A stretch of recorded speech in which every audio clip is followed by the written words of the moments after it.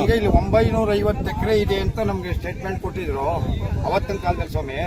ಇವತ್ತು ಇಂಥ ದೊಡ್ಡ ಕೆರೆನ 10 ಊರು ಇದ್ರಲ್ಲಿ ಜೀವನ ಮಾಡ್ತಕ್ಕಂಥ ಊರಿನ ಕೆರೆನ ಎಲ್ಲ ಅಕ್ಕಂ ಪ್ರವೇಶ ಮಾಡ್ಕೊಂಡು 300-400 ಭಾರಿ ತೊಂದರೆ ಕೊಡ್ತಾವ್ರೆ ಸ್ವಾಮಿ.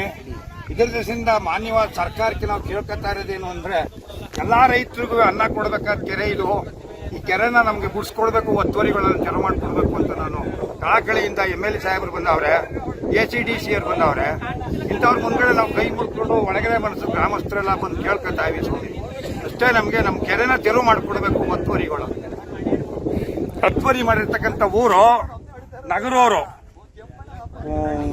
ಗೈಗೋನಹಳ್ಳಿ, ಮಾರ್ಗೋನಹಳ್ಳಿ ಅಲ್ಲ, ಇದು ಗೈಗೋನಹಳ್ಳಿ ಅಟ್ಟು ಸೆಟ್ನಾಯ್ಕ ಕಪ್ಲು, ಇವು 3 ಒತ್ತುವರಿ ಮಾಡ್ಕೊಂಡಿವೆ ಸ್ವಾಮಿ. ಈ ಕೆರೆ ನೀರು ಉದ್ಯೋಗ ಬರತಕ್ಕಂಥದ್ದು ಅಗರಾರಬಾಚಳ್ಳಿ, ತಿಲ್ದಳ್ಳಿ, ಬೊಮ್ಮನಾಯಕನಹಳ್ಳಿ, ಅನೂನ್ಕಟ್ಟೆ, ನಗರೂರ್ಗೆ ಅರ್ಧ ಊರಿಗೆ ಅವ್ರಿಗೂ ಬರ್ತದೆ. ಒಳಗೆರೆ ಮೆಣಸ, KR ಪೇಟೆ, ತಮ್ಮಣ್ಣಗೌಡ್ರ ಜಮೀನು ಅಲ್ಲಿ, ಇಂಥ ಜಮೀನ್ಗೆಲ್ಲ ಈ ನೀರು ಒದಗಿಸ್ತದೆ ಸ್ವಾಮಿ.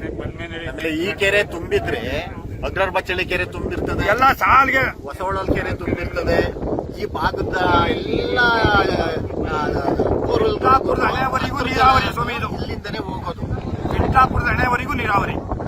ಮತ್ತಳ್ಳಿ, ಚೆನ್ನಾಪುರ, ಬ್ಯಾಲತ್ಕೆರೆ ಈ ಬೋರ್ಗಳೆಲ್ಲ ಓಡ್ತವೆ. ಅಲ್ಲಿದು 10 ಜಲ ಅಲ್ಲಿ ಫುಲ್ ಬೋರ್ಗಳೆಲ್ಲ